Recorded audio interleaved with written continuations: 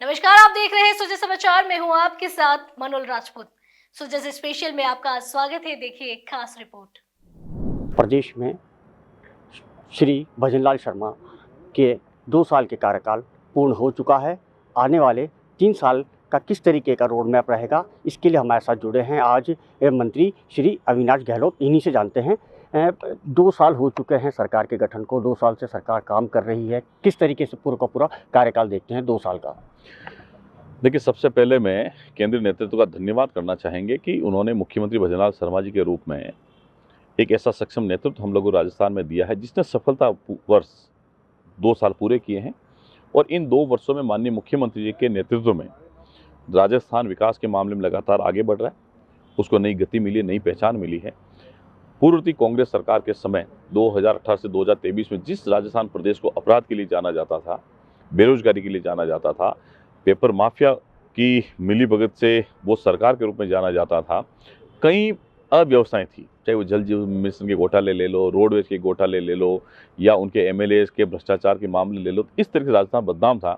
लेकिन बीते 2 सालों में मुख्यमंत्री जी के प्रभावी नेतृत्व में, प्रभावी मार्गदर्शन में, लगातार मॉनिटरिंग के कारण से प्रदेश सरकार लगातार आगे बढ़ी नए विजन के साथ में। संकल्प पत्र के किए हुए वादे को जो 5 साल में पूरा करना होता है, इन 2 वर्षों में हमने 70% से अधिक वादों को पूरा करने का काम किया है। बजट की पिछले 2 साल की घोषणाओं में 90% से ज़्यादा अधिक घोषणाएं जो है वो ग्राउंड पर आ गई है। उनका काम स्टार्ट हो गया, टेंडर हो गए, वर्क ऑर्डर हो गए। ईआरसीपी की जो बड़ी योजना थी, जिसको राम सेतु लिंक परियोजना किया गया, उसके 26,000 करोड़ के वर्क ऑर्डर देकर काम शुरू करवाना एक बड़ी उपलब्धि है। राजस्थान आज देश की अनेक राष्ट्रीय परियोजनाओं में नंबर 1 की पोजीशन पर है, उन योजनाओं के क्रियान्वयन में, जिसका सीधा लाभ आम जन को मिलता है। तो ये प्रभावी मॉनिटरिंग बिना नहीं हो सकता है, राजस्थान सरकार की पारदर्शी प्रक्रिया के बिना नहीं हो सकता है। बीते 2 सालों में राजस्थान सरकार पर 1 रुपए का भी करप्शन का आरोप नहीं लगा है। मुझे लगता है राजस्थान सरकार की सबसे बड़ी उपलब्धि है।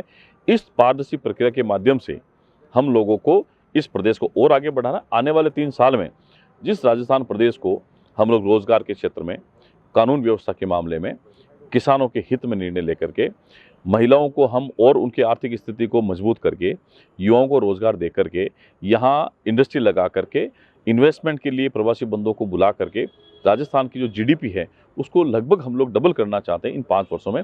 वो काम मैं निश्चित ही कह सकता हूँ कि हमारे मुख्यमंत्री के नेतृत्व में वो होगा।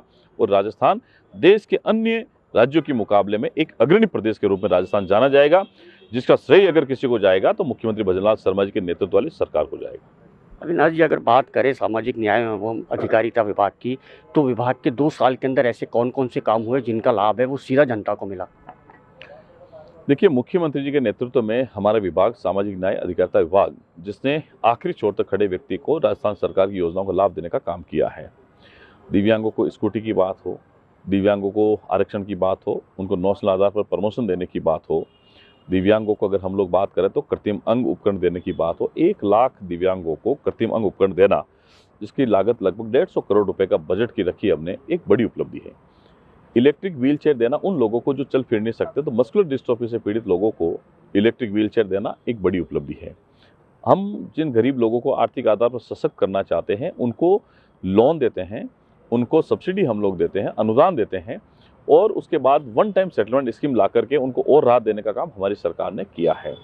हमने स्कॉलरशिप के मामले में, पेंशन के मामले में और बहुत सारे ऐसे नवाचार हमने किए हैं जिससे सीधा आम लोगों को फायदा मिला। पेंशन कांग्रेस सरकार के समय 4-4 महीने तक नहीं मिलती थी, हमने उसको 1 महीने की अभी बकाया चल रही है। सब हम लोग 1 महीने में, 2 महीने के अंदर पेंशन देते हैं और सब लोगों को मिलती है।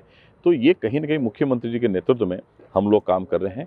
हमारे जो नारी निकेतन चल रहे हैं, हमारे ओल्ड एज होम चल रहे हैं, हमारे एमआर होम चल रहे हैं, हमारे हॉस्टल चल रहे हैं, हमारे रेजिडेंशियल हॉस्टल चल रहे हैं, स्कूलें चल रही है, उन सबको मॉनिटरिंग करके वहाँ किसी प्रकार का करप्शन नहीं हो, लोगों को जो वहाँ रहते हैं उनको सरकार की योजनाओं का जो फ़ायदा वो मिले। एक व्यक्ति को 2500 रुपये मेस भत्ता मिलता था हमारे हॉस्टल्स वालों को, उनको हमने बढ़ा करके 3250 रुपये कर दिया है। आज बहुत बड़ी बात है कि इतने लोगों को, जहाँ 50 से 60 हज़ार बच्चे पढ़ते हैं, उनको 750 रुपये उसमें बढ़ाना एक बड़ी बात है। ये मुख्यमंत्री के विजन के बिना नहीं हो सकता था। और आने वाले 3 साल में और हम लोग चाहते हैं कि जो हमारे इस विभाग से जुड़े हुए SC, ST, OBC, EWS, दिव्यांग, सफाई कर्मी, ये जो पीड़ित तबका है, समाज का वंचित वर्ग है, इसको मुख्य धारा में लाने का काम मुख्यमंत्री के नेतृत्व में हम लोग कर रहे हैं। प्रदेश के अंदर डबल इंजन की सरकार है। देश के प्रधानमंत्री श्री नरेंद्र मोदी बार बार कहते हैं कि राजस्थान के अंदर डबल इंजन की सरकार है। वहीं मुख्यमंत्री श्री भजनलाल शर्मा भी यही कहते हैं। तो डबल इंजन की सरकार का लाभ है वो प्रदेश को किस तरीके से मिल रहा है?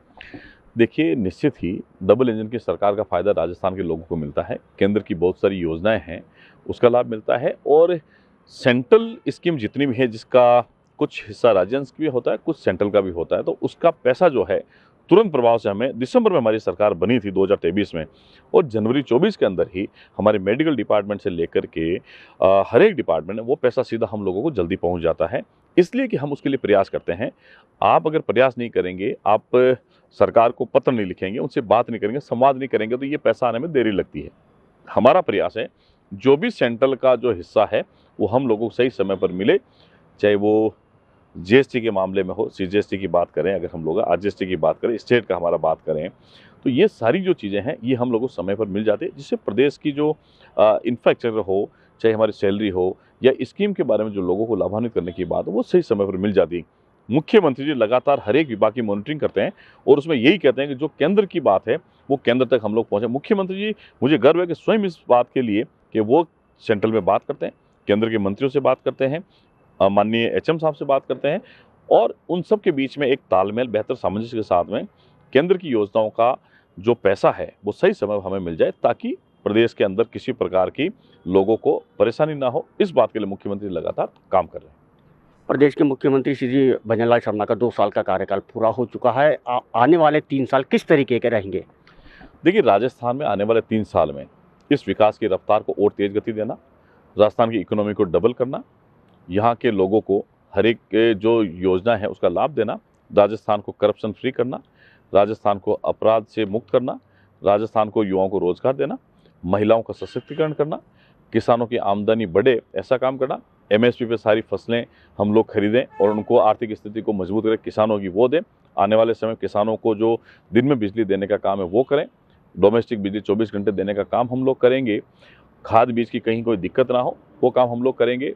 हम लोग जो पशुपालक हैं उनके लिए भी काम करें, उनके पशुओं का बीमा हो, मंगला पशु बीमा जैसी बहुत सारी योजनाएं चलती हैं।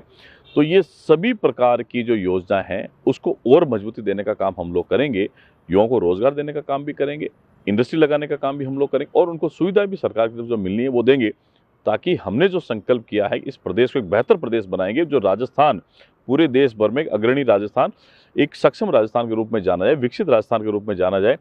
प्रधानमंत्री मोदी जी भी हमारे लिए राजस्थान को बहुत आशीर्वाद देते आए हैं, लगातार दे रहे हैं। और रिफाइनरी जब बाड़मेर की पचपदरा वाली चालू हो जाएगी, स्टार्ट हो जाएगी, लगभग उसका काम अंतिम चरण में है, ईआरसीपी का काम जब स्टार्ट हो गया वो पूरा होगा, तो किसानों को पेयजल के मामले में, सिंचाई के मामले में, और जब रिफाइनरी चालू होगी तो वहाँ लोगों को रोजगार मिलेगा, प्रदेश को इकोनॉमी जो है राजस्व वो बढ़ेगा। तो सब मिलाकर के ये जो प्रयास है ये मुख्यमंत्री के नेतृत्व में प्रभावी प्रभाव जो है ये लगातार उनका बना हुआ है, उसके कारण से प्रदेश और आगे बढ़ेगा। 3 साल में एक सक्षम राजस्थान बना करके हम राजस्थान की जनता को देंगे, ताकि आने वाले समय में ये जो 1 साल बीजेपी 1 साल कांग्रेस इस तरीके से कार्यकाल रहता है उसको खत्म करके कई वर्षों तक हम चाहेंगे कि यहाँ भारतीय जनता पार्टी की सरकार बने, ताकि इन योजनाओं का लाभ और आगे आने वाले समय में लोगों को मिल सके। बिल्कुल, तो ये थे हमारे साथ कहना सामाजिक न्याय एवं अधिकारिता मंत्री अविनाश गहलोत। इनका यही कहना है कि आने वाले समय के अंदर प्रदेश है वो और अधिक गति प्राप्त करेगा और एक उन्नत राजस्थान की ओर प्रदेश बढ़ रहा है। कैमरा पर्सन राजेश पारिक के साथ अनूप शर्मा, जयपुर। इसी तरह की और खास रिपोर्ट्स के लिए देखते रहिए सुजा समाचार। आपसे फिर मुलाकात होगी एक और नए मुद्दे के साथ। तब तक के लिए नमस्कार।